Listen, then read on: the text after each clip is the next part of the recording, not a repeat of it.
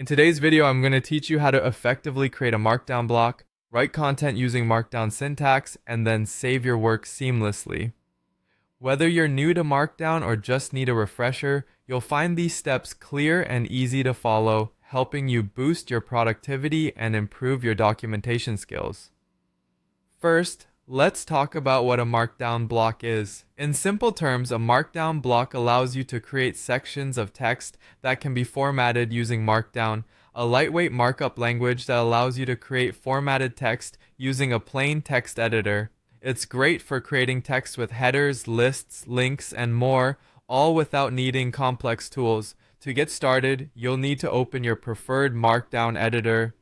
This could be any text editor that supports Markdown, such as Visual Studio Code, Typora, or even an online editor like Dillinger. If you haven't chosen one yet, consider what features are most important to you, such as live preview, autosave options, or collaboration tools, as these can enhance your experience and efficiency.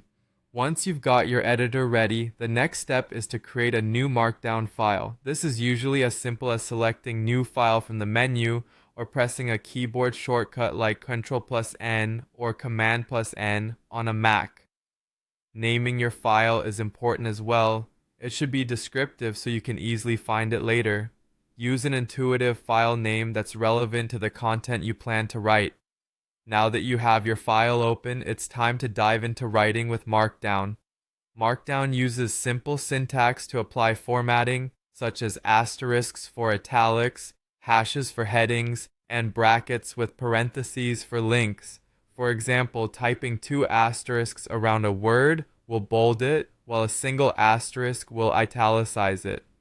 At first, this syntax might seem a bit different, but with practice, it soon becomes second nature. Let's write a few lines of Markdown to illustrate this.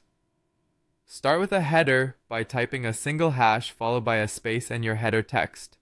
For example, my header title. Next, try creating a bullet list by starting a line with a dash or an asterisk followed by a space. Adding content this way keeps your writing organized and makes it easy to visually identify important sections. After you're satisfied with your Markdown content, it's crucial to save your work properly. Most editors will offer a save option in the menu, or you can typically press Ctrl+S or Command+S. Remember to save your file with the MD extension to ensure it's recognized as a Markdown file. This will allow you to come back to your work later and edit with ease. And there you have it. You've just created, written, and saved a Markdown block. With practice, you'll become more comfortable with this process, allowing you to focus on your content's quality and creativity. Thank you for following along, and be sure to check out our other videos for more helpful tips and